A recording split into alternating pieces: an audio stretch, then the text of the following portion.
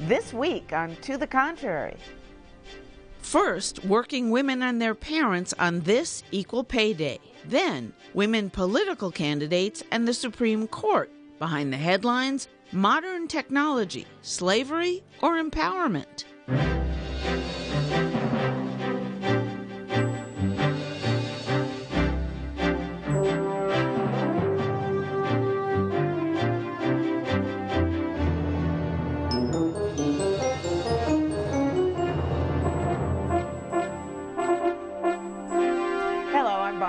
Welcome to the Contrary, a discussion of news and social trends from diverse perspectives. Up first, a new twist on a long-standing issue.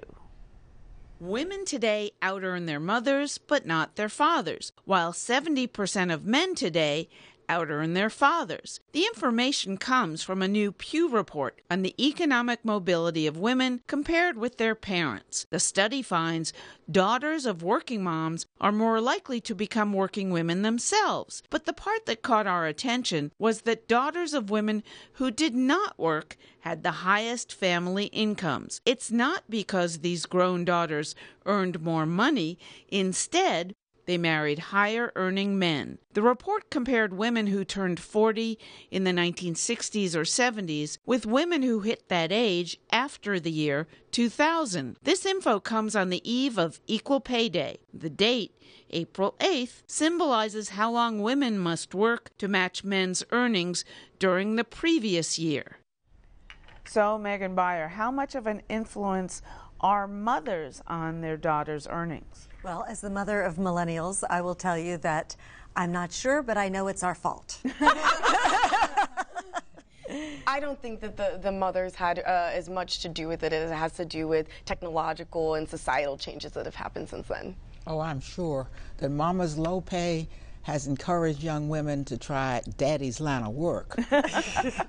I do think mothers and fathers have a huge influence. I myself am a child of immigrants, and I think of my parents' sacrifices, and it inspires me to work harder. Well, then, but how come, as it turns out, this survey shows that the mothers of, the daughters rather, of non-working mothers who married wealthy men are making more money by repeating that pattern than are women who are career women? You know, that shows the influence of mothers. You know, they saw their mothers doing well, doing nothing, excuse me, but doing well being at home. Oh, yeah, they're going to, some women are going to get really upset doing nothing in the workplace. Like that, as you say in court. But they saw their mothers able to have a life at home with them, with their children. They like that life. And by the way, that's a cardinal principle of feminism. You ought to be able to have the life you want. If the life you want is going out to work, that's what you deserve. These are women who like the life they had. They're following in the same pattern, and I don't have any problem with it. And don't you think it's a function, perhaps, of the demographics in a family where they could survive on a single income, and you're brought up in that environment? It could be that you're brought up in a demographic where you're going to meet potential spouses who might also be able to do that. Privilege in terms of education, in terms of where you're brought up geographically, all of those things can play into it. That's absolutely correct. I mean, higher education is the single best determinant of how much money you're going to make along the line. Except that this study kind of turns that on its head by saying, doesn't say that the daughters of mothers who married wealthy men and who may have been wealthy themselves through inheritance, but daughters of women who did not work outside the home are earning less, or even it doesn't matter whether they're educated or not, although you would think they would be, but that they repeat this pattern. Well, later in the study, it did talk a little bit about education, actually, and it did point out that the women and daughters who were actually making more now were the ones who had the higher education level as well, and they were also the ones who were more likely to be married to men who had higher education levels as well. So I do think that the opportunity to go to good colleges because they came from homes where there was more money did help with that.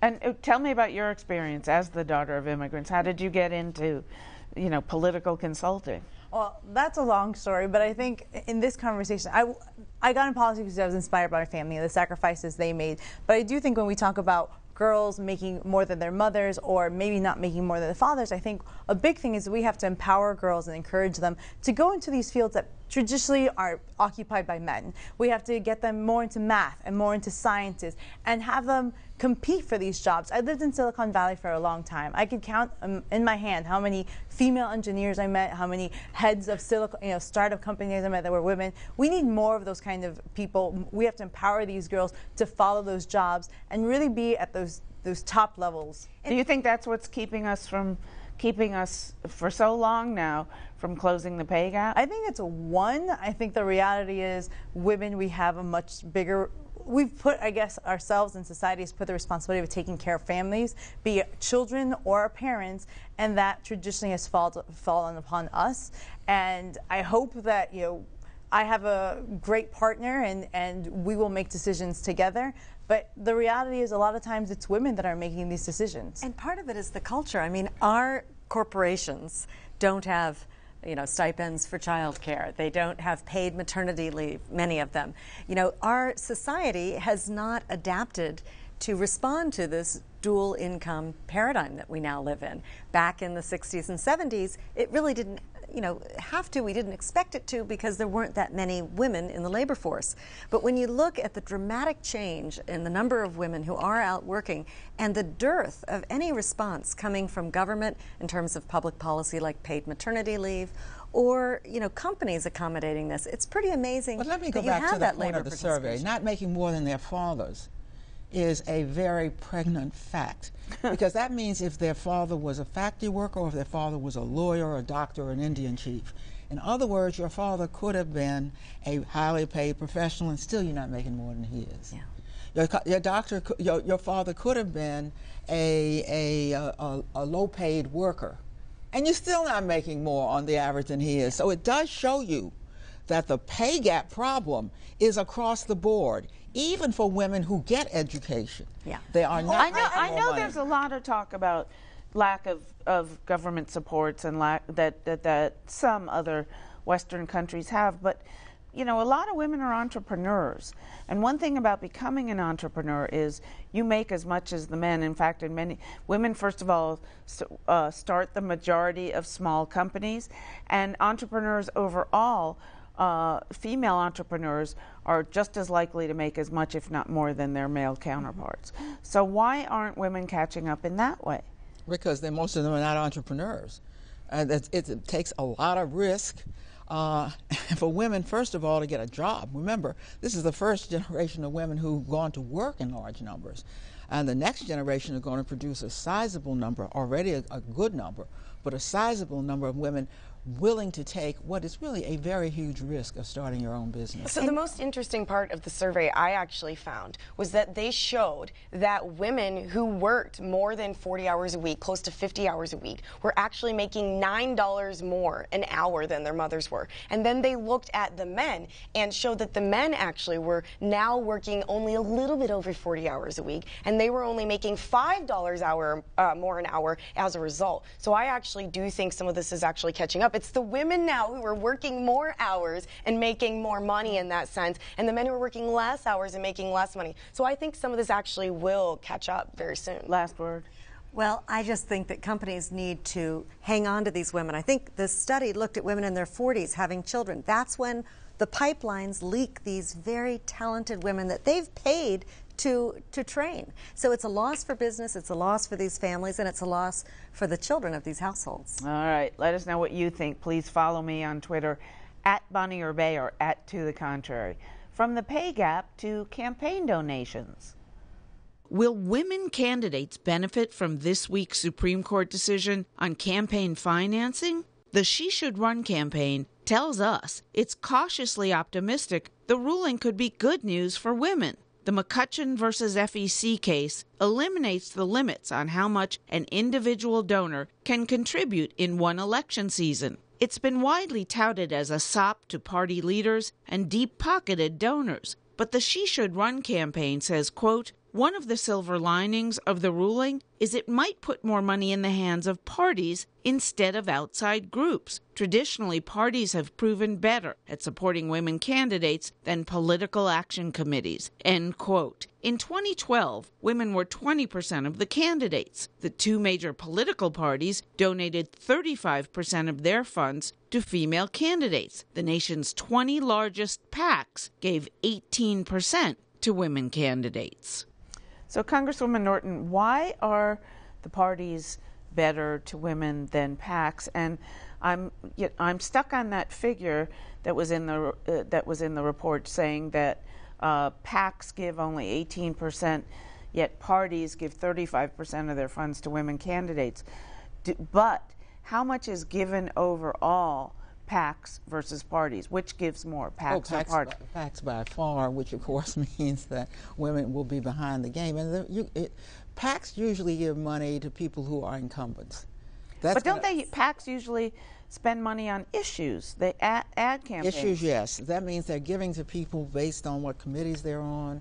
And since women are behind in the first place, they're not going to get that money. I must say that I think this is making lemons out of lemonade. I mean, these decisions are so awful that the notion that they've left in place the individual mandate for how much you can contribute means that maybe some of this money will go to parties and maybe we'll get some equilibrium or equality out of it. I hope so.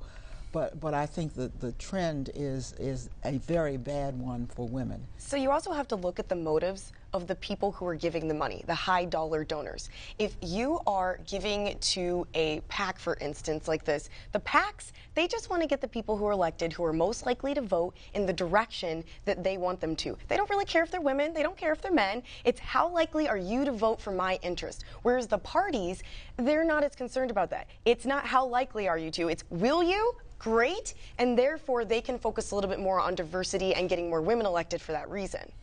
I think this McCutcheon decision is great for women. I work with a lot of female candidates on the Republican side, and all these women are in primaries. A lot of these women historically, it's harder for them to raise money than their male counterparts running for Congress. These limits allow more resources for them. So it's if a woman, they can ask these big donors to get these donations, and let's say a woman wins the primary and someone gave to her primary opponent. Now she could go back to that donor and say, hey, I won the primary, I want your support now. And these committees have always been very supportive. I know on the Republican side, the NRCC has done this Project Grow to get more women elected to Congress. It's just going to help more women get to Congress, and that's going to be great. We need more women in government. I really don't see this as a good thing as an American. It's gone from one man, one vote, one man, one woman, one vote, to, you pay to play. And when I lived in Europe the last 4 years, there is no other Western democracy that has this sea, this ocean of money in the process. And in fact, when you talk to people who are thinking about pulling out of China now, because of the political instability, companies are recognizing that they don't really want to be there because there's no rule of law. And I actually said to a couple of them, well, what about America? Our labor rates are favorable relative to Europe. And they said, well, we're worried about the legal, they were worried about the sequester, they were worried about the seizing up of the decision-making process, and they cited the money.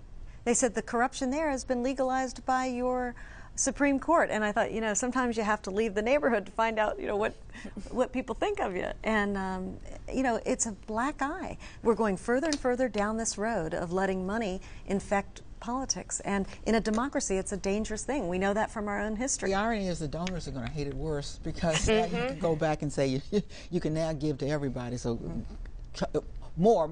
Yeah.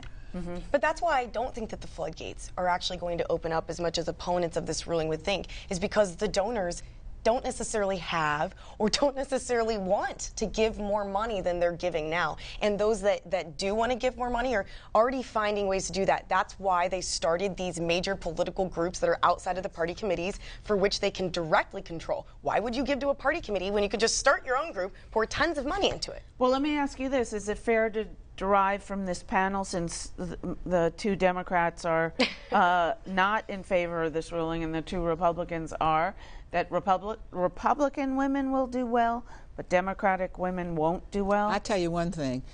Republicans have done a very poor job in getting women to the House of Representatives, and I But don't they're think stepping it's money. it, aren't they And I don't stepping think it up? it's money. Absolutely I think stepping it up. They're absolutely stepping up, and it is about money, and it is about helping so we these have women. so much more money that we have 3-to-1 Democrats to women to Republicans. That's not about money. Okay, we're talking it's about who's for women. We're talking about now, and there's a lot of great women running in Congress right now. Look at Amia Love, a Martha McSally, all these fantastic women that are running for Congress now. Making sure that they have the money so they can compete in these competitive elections is fantastic, and opening those floodgates. Well, I don't know if they're going to be floodgates, but opening so they have more resources. So that the Tea Party can compete against regular Republicans in primaries. Listen, here, to clarify my position, it's not that I'm in favor of it. I really am not in favor or against it. I really don't care either way. I'm just saying that I don't think it will be the floodgate opening that Democrats think it will be, and I don't necessarily also think it will be the floodgate opening for women that maybe conservatives or and I don't think it's a floodgate, but I think it does. It's more opportunities. Women need more opportunities. Quick. I think it's good news for oil, for guns, for hedge funds, and people who have money, and we've seen how their money has played. And I think that a lot of times it's not great for the average voter who feels like their voice isn't being heard. All right.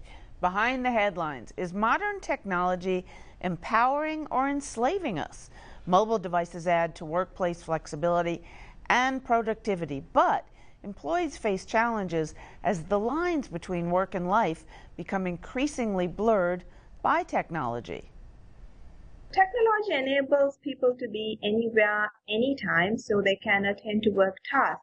So I thought it would be empowering because people would feel that, okay, technology helps me to do work while being away from work.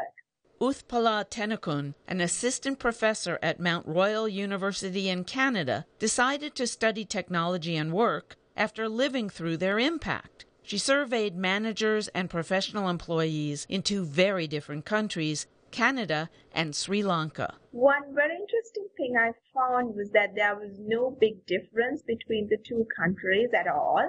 And what I found was people tend to take work home all the time. Tenakun found 2 negative effects. The first she calls work-to-life conflict. You're using your smartphone, checking your email on the BlackBerry all the time while at the dinner table or at the kids' game. It actually takes away your time, attention, and energy that you should have, in fact, put towards your non-work situations or towards your kids or your spouses. But you are really using it towards work situations, which creates a conflict between work and life. The second is a negative impact on what she calls life-to-work enrichment.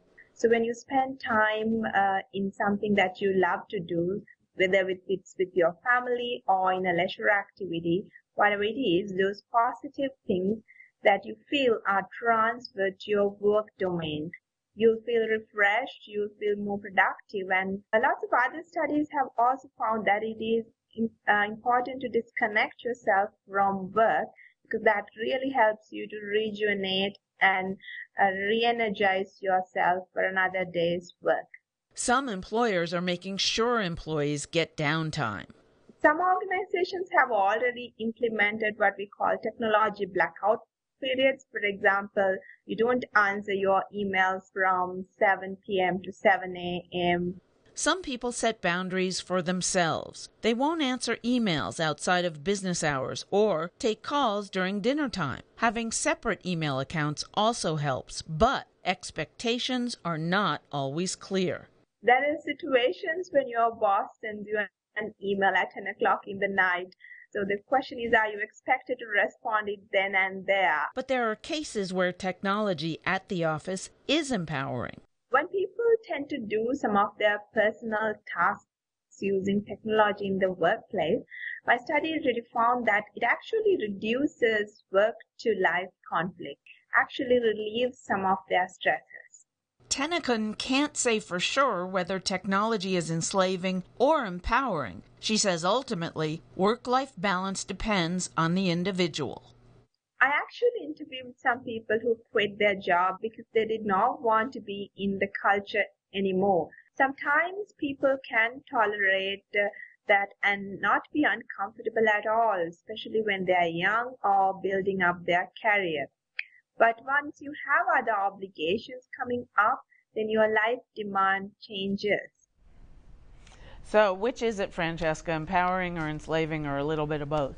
Look, no one can make you answer your emails or your phone in the middle of the night but you. No one can make you work 60 hours a week but you. And no one can make you choose a job or profession like that but you. I work in the news industry and I work in politics. I know for a fact that I'm going to be expected sometimes around the clock to work if something big happens because that's my job. I need to bring the news to you. I chose that for myself, and those are the consequences that I have to deal with as a result. I agree that it's empowering, but it also means that people have got to now acquire a new discipline. Yeah. The discipline was built in before because you were away from work. Now we see things that have to be troubling. I mean, when you see people crossing the street, not even looking to see whether they're going to be killed in order to look.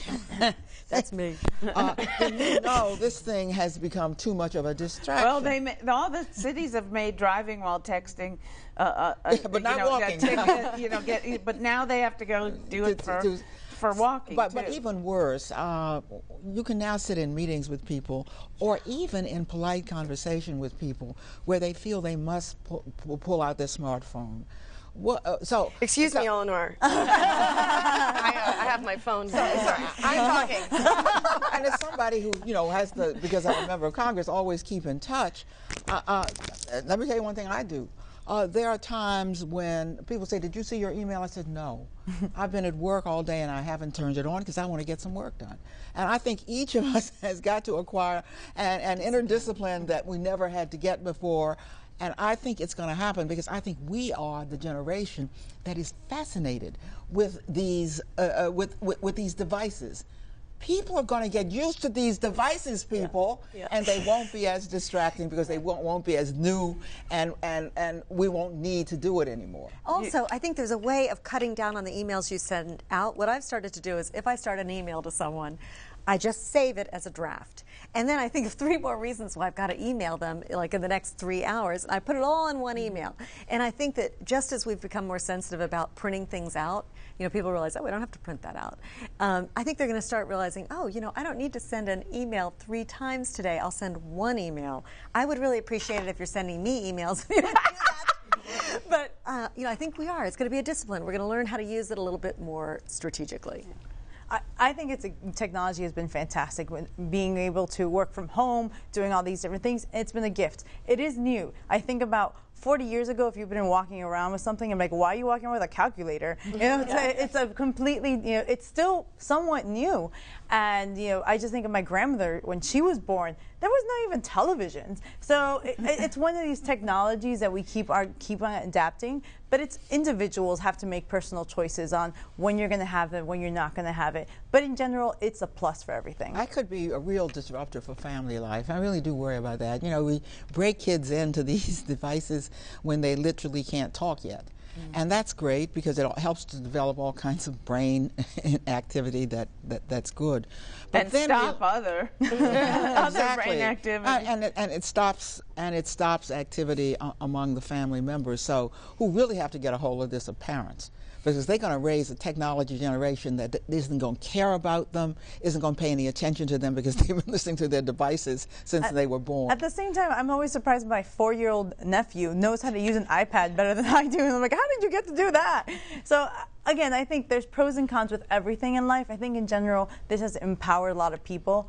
One of my friends sent me this really funny picture. It was an ad for Radio Shack, and it had like 20 different devices. My iPhone does all of them, and it's kind of incredible just how far we've gone. Yeah, I think the most important thing is sending boundaries with your boss. What's an appropriate time? Do you expect me to respond to emails at this time? But also in your life with your husband or your wife. My husband and I set a time, very specific time on the weekend to work on work stuff, and then we don't do outside of that so that we have that time to spend with each other, and I think that that's the key thing. Do you think there'll be a difference 50 years from now if the planet's still here, despite climate change, that when everybody has been brought up everybody's been raised, Yeah. fully versed in technology. Will it be different then? I do, because if you look at just how the last generation started with Facebook, I saw Facebook was introduced when my girls were teenagers. They use it very differently now than they did. They were just obsessed with it. Everybody's used to television and radio, and nobody cares anymore. Gotcha. That's it for this edition. Follow me on Twitter and visit our website, pbs.org/to the contrary. And whether you agree or think to the contrary, see you next week.